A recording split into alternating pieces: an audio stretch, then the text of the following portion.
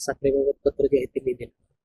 आज बाजारामध्ये जे साखरेचे दर कडाडलेले आहेत हे अनैसर्गिकरित्या झालेली ही वाढ आहे.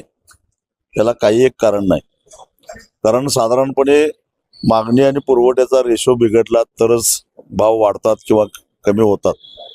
इथं वर्षाची एकूण गरज आपली आहे 270 ते 75 लाख टन आणि प्रत्यक्षामध्ये गेल्या वर्षी जेव्हा साखर कारखान्यांचा सीझन सुरू झाला तेव्हा मागील वर्षाची 47 लाख टन साखर शिल्लक घेऊन सीझन सुरू झाला आणि गेल्या वर्षभरामध्ये इथेनॉलचं उत्पादन घेऊन सुद्धा 291 लाख टन साखरेचं उत्पादन झालं.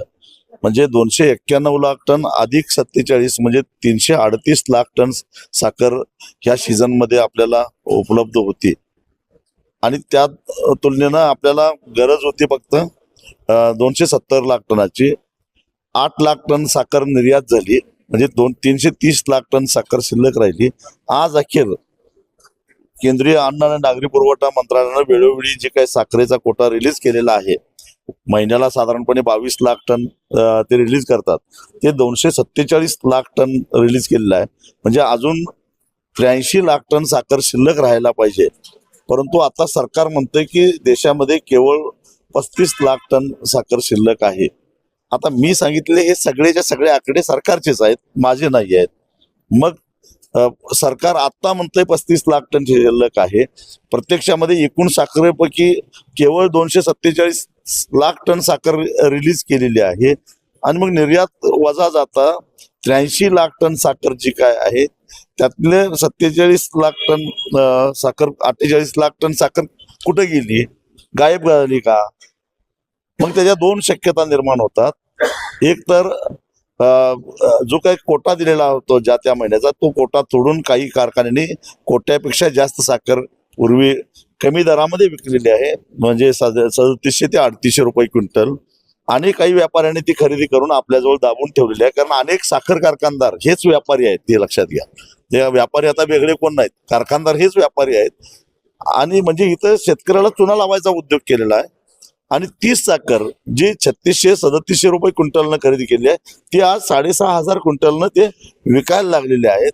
आणि हे सगळं याच्यावर नियंत्रण ठेवायचं काम केंद्रीय अन्न आणि नागरी पुरवठा मंत्रालयाचं असताना त्यांनी याच्यामध्ये काहीच केलेलं नाही.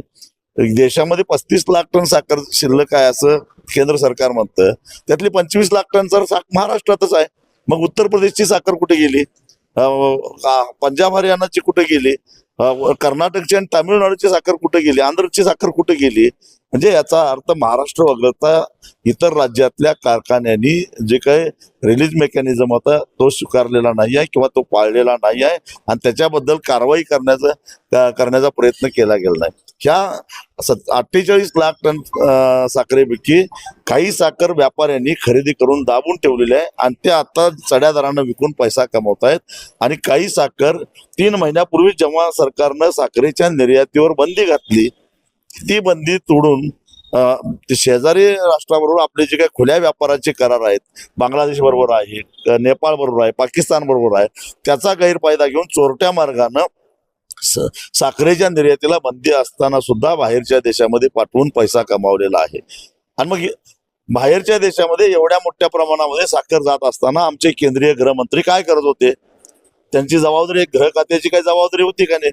एवढ्या देशाबाहेर एवढ्या मोठे ट्रक भरून, कारण ते 48 लाख टन म्हणजे जवळपास 3 लाख ट्रका झाल्या. एका ट्रकमध्ये साधारणपणे 15 लाख टन साखर बसते. एवढ्या मोठ्या प्रमाणात ट्रकमधून हे साखर जात असताना गृह खातं काय करत होतं?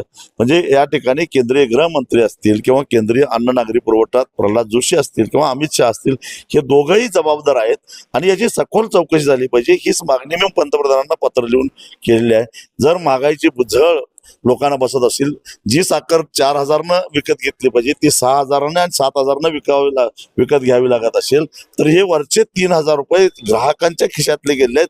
त्याला जबाबदार सर्वस्वी केंद्र सरकारचं, राज्य सरकारचं धोरण आणि हा रिलीज मेकॅनिझम जे आहे ते नीट राबवायची जबाबदारी ज्या राज्य सरकारवर राज्य सरकारांची आहे आणि केंद्र सरकारला आपली जबाबदारी टाळता येणार नाही. म्हणून मी हे पत्र लिहिलेलं आहे.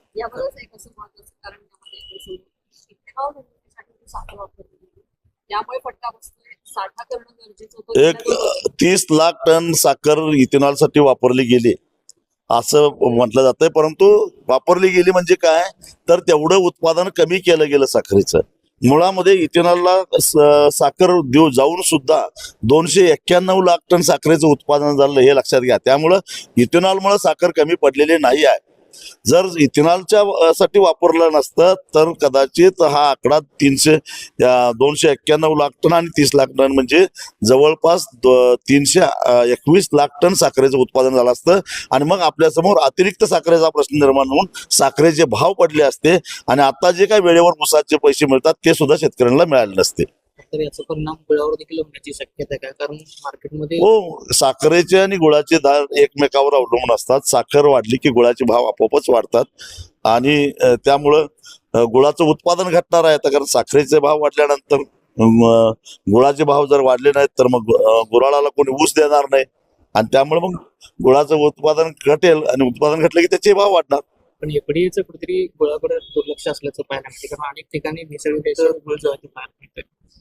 एफडीएनं प्रयत्न केलेला आहे, पण तरी सुद्धा गुळामध्ये भेसळ काय होते तर साखर शेतकरी काय फार मोठी भेसळ करत नाहीत, फक्त साखर घालून गुळ तयार करतात. हे चुकीचं आहे, परंतु ग्राहकांची सुद्धा मानसिकता अशी असते की आम्हाला पांढरा शुभ्र गुळ पाहिजे आणि मग साखर घातल्यानंतर पांढरा शुभ्र गुळ तयार होतो, म्हणून भेसळ होते. ते फक्त साखरेची होती, फारशी भेसळ होत नाही.